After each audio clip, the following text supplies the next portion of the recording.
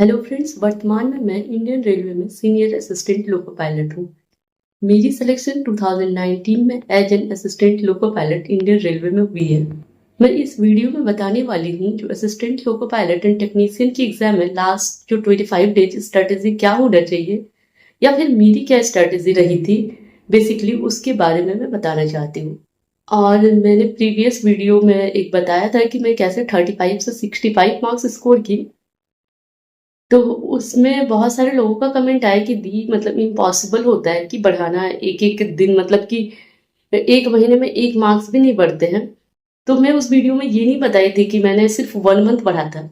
मेरा कहना था मैंने पढ़ाई तो बहुत की थी और मॉक में नहीं लगाई थी, एनालिसिस में नहीं की थी। मैं मिस्टेक बस अपनी वजह से कर रही थी, ऐसा नहीं कि मैंने पढ़ाई ही नहीं किया था और सिलेक्शन ले लिया था।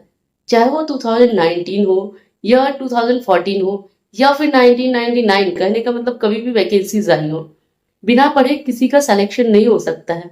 और जब मैं 2019 में क्रैक की थी एग्जाम, मुझे भी लगता था जो प्रीवियस एग्जाम है वो काफी इजी है, अभी जो एग्जाम का पैटर्न सब कुछ टफ है, तो कैसे निकाल पाऊंगी। तो आप भी मतलब वो सोच रहे होंगे कि हाँ मेरा तो बहुत इजी था, 2019 में हलवा था, अभी टफ है। अरे टाइम टू टाइम सब कुछ टफ होते जा रहा है, तो आप उसमें कुछ नहीं कर सकते हो, आप उसको चेंज नहीं कर सकते हो। आप जो हो, जिस वक्त हो, जिस सिचुएशन में हो, जिस परिस्थिति में हो, जो एग्जाम से वही देना होगा।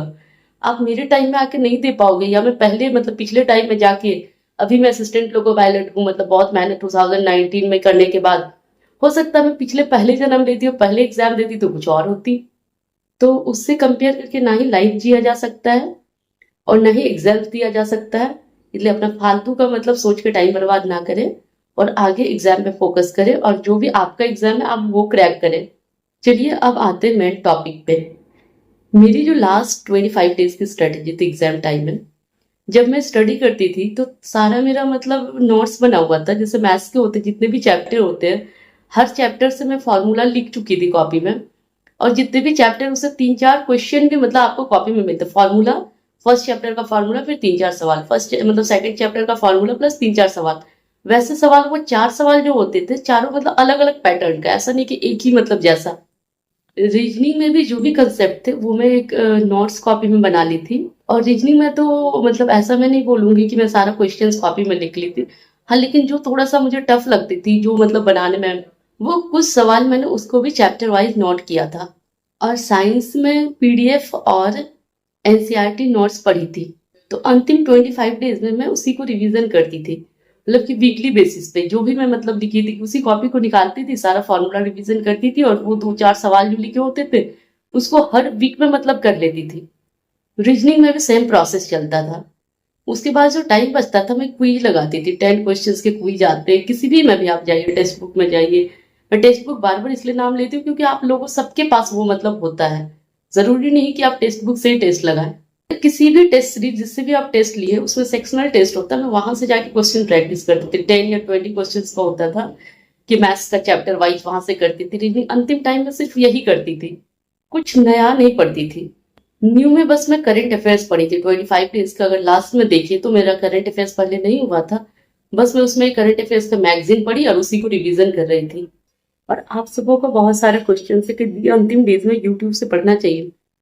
हाँ, तो मैं यूट्यूब से पढ़ाई की थी, लेकिन वही चीज की थी जो मैं पहले पढ़ चुकी थी। जो भी मैं पहले पढ़ चुकी थी उसको मैं सेव करके प्लेलिस्ट बना के रखती थी कि हाँ एपी एग्जाम्स, मैथ्स, रीजनिंग या करंट अफेयर्स, जो भी उसको प्लेलिस्ट में उसी को बार बार देखती थी। ऐसा नहीं कि आज मैं इसका वीडियो देखी, कल उसका वीडियो देखी, परसों उसका वीडियो, ये कभी नहीं करती थी। और एग्जाम टाइम में तो बिल्कुल नहीं करती थी।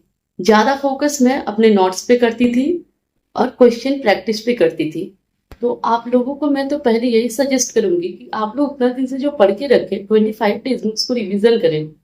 अगर उसमें कहीं प्रॉब्लम हो रही है तो उसको सॉल्व करें, उसको प्रैक्टिस करें। अगर न्यू में कुछ पढ़ना हो तो ज्यादा से ज्यादा आप कोई पतला मतलब कोई भी पतली मैगजीन से आप करंट अफेयर्स बस देख सकते हैं। और नए चैप्टर को तो बिल्कुल अंतिम समय में टच ना करें जो आपने नहीं किया है, नहीं तो आप लोग वो सब मिस कर जाओगे जो आप लोग पहले पढ़ चुके हो।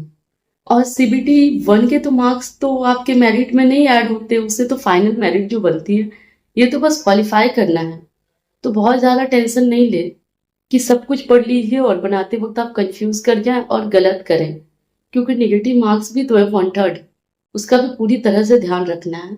और मेरा जो स्ट्रेटेजी थी, मैं यूट्यूब से अभी भी बहुत ज़्यादा नहीं पढ़ती हूँ। यूट्यूब से वही पढ़ती हूँ जो मेरे कंसेप्ट क्लियर नहीं होते। मैं कंसेप्ट क्लियर करने के बाद उससे मैं नोट्स बना लेती हूँ, जो भी उसमें मेन मेन पॉइंट होते हैं, और मैं उसको पढ़ती हूँ और उसी से रिवीजन करती हूँ। कुछ ऐसे वीडियोस होते हैं यूट्यूब पे जिसका नोट्स बनाना पॉसिबल नहीं हो, या फिर बहुत लेंथी उसका नोट्स हो सकता है, बहुत टाइम टेकिंग। तो उसको मैं देखने के बाद मैं सेव कर लेती हूँ, और दोबारा मुझे जब टाइम मिलती थी, कभी भी खाते टाइम या कभी भी, मतलब उस टाइम में मैं वीडियोस को देखती थी।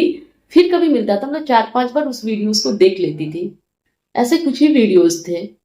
तो लास्ट के 25 डेज में आप लोगों को इधर उधर नहीं भटकना चाहिए। मेन फोकस उसी चीजों पे करना चाहिए जो आप लोगों ने अब तक पढ़ के रखा है, उसी को रिवीजन करना चाहिए, उसी को प्रैक्टिस करना चाहिए। और लास्ट के जो 25 डेज होते हैं, सबसे ज्यादा स्टूडेंट क्या होते हैं कि हॉपलेस हो जाते हैं। उन्हें लगता है मैंने ये नहीं पढ़ाई किया, ये नहीं पढ़ाई किया, ये करना है, और बहुत टेंशन में आ जाते हैं, और जिससे वो पूरा नहीं होता कि कंफ्यूज कर जाते हैं।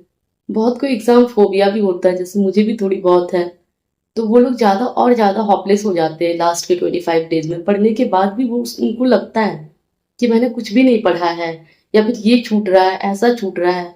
तो इसलिए जो लास्ट के 25 डेज है, तो खुद पे कॉन्फिडेंस रखना चाहिए कि मेरी तैयारी जैसी भी है, जो भी है, बहुत ही अच्छी है, और मैं इसी को प्रैक्टिस करके, रिवाइज करके, मैं CBT 1 या जो भी एग्जाम सामने है वो क्लियर कर लूंगी या कर लूंगा।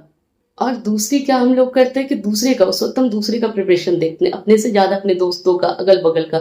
तो वो तो बिल्कुल नहीं करना चाहिए कि अरे उसका तो उतना तैयारी, वो तो उतना बना लेता, हम तो इतना ही बना लेते, मेरा होगा या नहीं होगा। आप लोगों को उस वक्त ये सोचना चाहिए, ठीक है वो अभी बना रहा है ना, अभी एग्जाम्स है ना, मैं बनाऊंगा, मुझे क्वालिफाई करना। वो क्या करे, मतलब दूसरे को सोच के खुद को डिप्रेस नहीं करना चाहिए। मैं इसलिए बता रही हूँ क्योंकि काफी सारे स्टूडेंट का ऐसे होता है कि मतलब पढ़ाई करने के बाद भी वो स्कोर खराब कर लेते सिर्फ टेंशन की वजह से। तो आप लोग अंतिम टाइम में स्ट्रेस ना लें, खुद पे मतलब कि विश्वास करें, धैर्य रखें, अच्छे से खाना खाएं, हेल्थ का ख्याल रखें, और ज्यादा से ज्यादा आप जो भी पढ़े उसको रिवीजन करें। पता नहीं मैं बातों को अच्छे से समझा पाई या नहीं। आई होप, उम्मीद है आप लोग मेरी बातों को समझ गए होंगे। चलिए आज की वीडियो में इतना ही, मिलते हैं नेक्स्ट वीडियो में, तब तक के लिए बाय बाय, टेक केयर।